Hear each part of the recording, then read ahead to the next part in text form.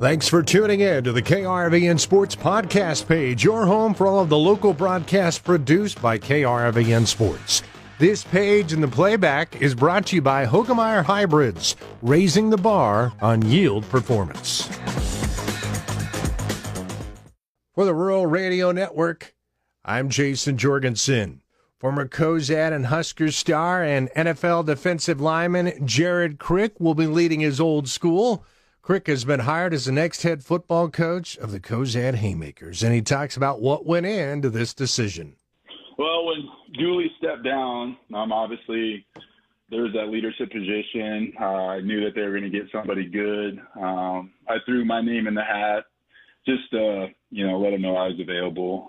So had the talks, went through the application, the introduction process, but ended up getting it, and I'm excited about it.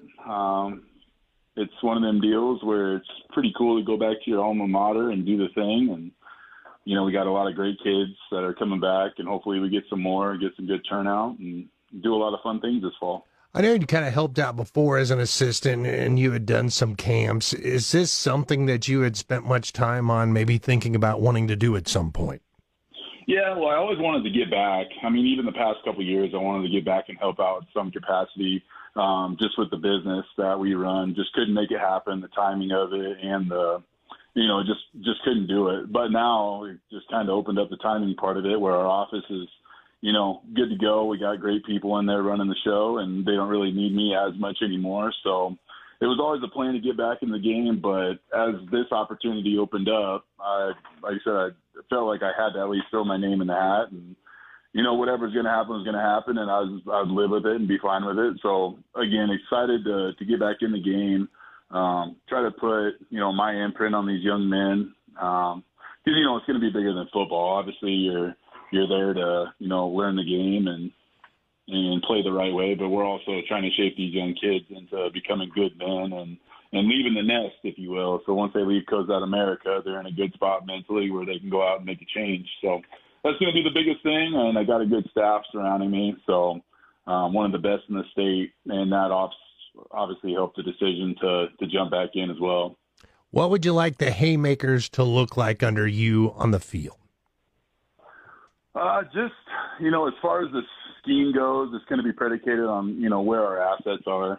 We're going to have to evaluate the talent that we got coming back, who we got, coming in, that kind of thing, and that'll pretty much dictate what our scheme is, but I just want resilient kids. That's the biggest thing. Football is a tough game, and it takes a lot of resilience. So as long as these kids, when they get knocked down, they get back up and go back at it. The record at the end of the day is, obviously you want to win as many games as you can, but that's not the most important thing at this level.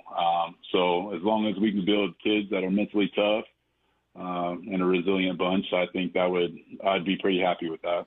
You're also taking over at a pretty good time. I know there's certainly some big holes to fill, but I know you have a pretty talented nucleus that's coming in.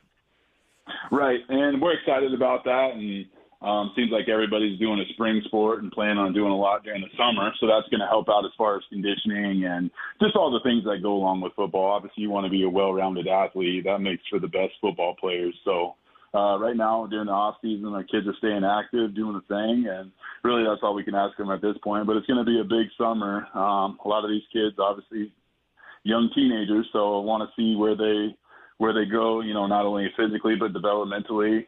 Work their craft, work their skills over the summer. Obviously, we only get X amount of time with these kids, so it's it's one of them deals. You can never have enough time, but the time we do get with them, we're gonna maximize those hours we have, and when fall rolls around, gonna have a bunch that's hopefully itching to get on the field and compete. You played at the highest level and prospered at the highest level. That certainly is different than high school, but I would think that has to be a huge help for you. You've been around some great coaches when you were playing. Yep, and I'm going to try to bring as much from those levels as I can.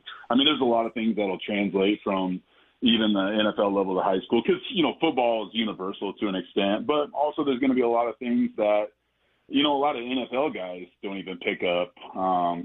So it's going to be a lot of trial and error, trying to figure out, what the kids, where they're at. And that's just going to be the biggest thing. We're going to have to meet these kids where they're at. And a lot of them are going to be, able to do some things that we ask. A lot of them just aren't. So, we're gonna cook up a good scheme. We're gonna run the program just the way that we know how, and I think a lot of good's gonna come of it. But you're right. Having that experience helps me in this capacity, and I try to lean on that as much as I can. Also, realizing that yes, these are 13-year-old kids, the 17, 18. They're still developing all the things, so we're going to be cognizant of that. But we got a great staff, not only myself, but, Drew Young, Connor Young, Eric Hyde. We got a lot of guys that played at that next level, and that's truly a blessing to have. Well, I'm sure you have to be pumped. I can't imagine what this means to you.